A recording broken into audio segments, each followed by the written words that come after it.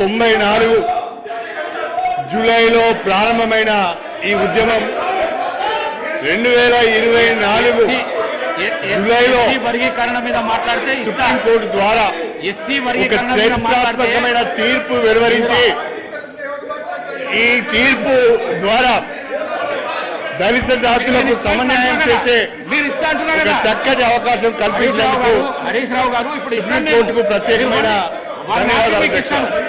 వారిని ఆపి మీకు ఇస్తాను. వర్గీకరణకు సంబంధించి అన్ని రాజకీయ పార్టీలు సంఘీభావం తెలిపాయి. గతంలో ఉన్న అన్ని ప్రభుత్వాలు కూడా శాసనసభలో ఏకగ్రీవ తీర్మానం కూడా చేశాయి.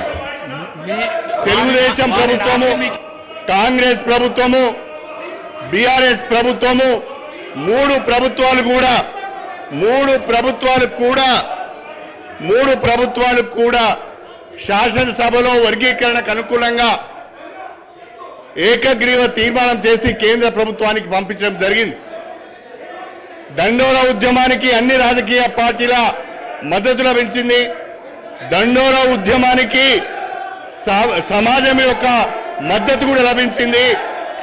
అందరూ కోరుకున్న విధంగా ఈరోజు వర్గీకరణకు అనుకూలంగా సుప్రీంకోర్టు తీర్పు ఇచ్చింది. ఈ సుప్రీంకోర్టు తీర్పును అందరూ కూడా స్వాగతించాలని చెప్పి నేను మనసారా కోరుకుంటున్నాను. అధ్యక్ష, 30 సంవత్సరాలుగా ఈ ఉద్యమంతో నేను అసోసియేట్ అయి ఉన్నాను. అధికార పార్టీలో ఉన్నా, ప్రతిపక్షంలో ఉన్నా నేను దండోరా ఉద్యమంతో అసోసియేట్ అయి ఉన్నాను. అన్ని రాజకీయ పార్టీలు కూడా ఈ ఉద్యమానికి సంఘీభావం తెలిపాయి. ఈ నేపథ్యంలో సుప్రీంకోర్టు తీర్పు వచ్చింది.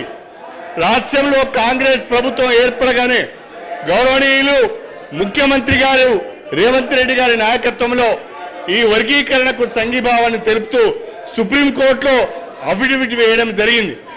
నేను ఒక శాసనసభ్యునిగా దళిత వర్గాలకు చెందిన వ్యక్తిగా మాట్లాడుతున్నాను. దయచేసి సభ్యులందరూ కూడా దీన్ని అర్థం చేసుకోవాల్సిందిగా కోరుతున్నాను. భారత రాష్ట్ర సమితి సభ్యులకు ఈ తీర్పు పట్ల ఏమాత్రం కూడా అవగాహన ఉన్నట్టుగా లేదు. ఈ తీర్పును వాళ్ళు వ్యతిరేకిస్తున్నట్టుగా నేను భావించవలసి వస్తున్నది. రేవంత్ రెడ్డి గారికి ప్రత్యేకంగా ధన్యవాదాలు తెలపాలి. ముఖ్యమంత్రి గారు ప్రత్యేకంగా అడ్వకేట్ని ఏర్పాటు చేసి ముఖ్యమంత్రి గారు రాష్ట్ర ప్రభుత్వం ద్వారా అఫిడవిట్ని కూడా ఫైల్ చేయించి వర్గీకరణకు మద్దతు తెలిపారు.